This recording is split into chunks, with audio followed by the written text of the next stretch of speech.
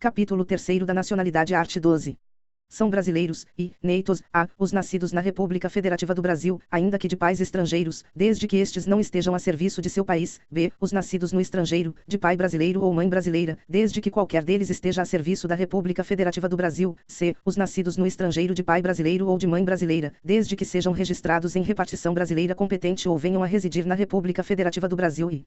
optem, em qualquer tempo, depois de atingida a maioridade, pela nacionalidade brasileira, redação dada pela Emenda Constitucional número 54, de 2007, segunda, naturalizados, a, os que, na forma da lei, adquiram a nacionalidade brasileira, exigidas aos originários de países de língua portuguesa apenas residência por um ano ininterrupto e idoneidade moral, b, os estrangeiros de qualquer nacionalidade, residentes na República Federativa do Brasil há mais de 15 anos ininterruptos e sem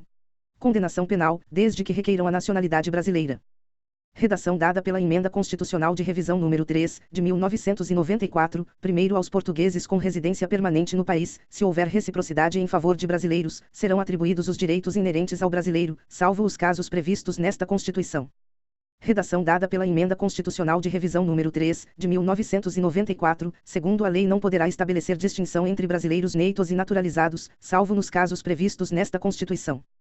Terceiro são privativos de brasileiro nato os cargos, e, de presidente e vice-presidente da República, segunda, de presidente da Câmara dos Deputados, terceira, de presidente do Senado Federal, quarta, de ministro do Supremo Tribunal Federal, v, da carreira diplomática, sexta, de oficial das Forças Armadas.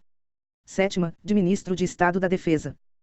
Incluído pela Emenda Constitucional número 23, de 1999, quarto, será declarada a perda da nacionalidade do brasileiro que, e, tiver cancelada sua naturalização, por sentença judicial, em virtude de atividade nociva ao interesse nacional, segunda, adquirir outra nacionalidade, salvo nos casos, redação dada pela Emenda Constitucional de Revisão número 3, de 1994, a, de reconhecimento de nacionalidade originária pela lei estrangeira, incluído pela Emenda Constitucional de Revisão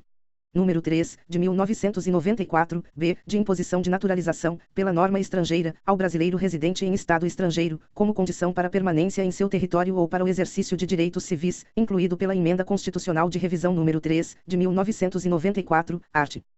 13. A língua portuguesa é o idioma oficial da República Federativa do Brasil. Primeiro são símbolos da República Federativa do Brasil a bandeira, o hino, as armas e o selo nacionais.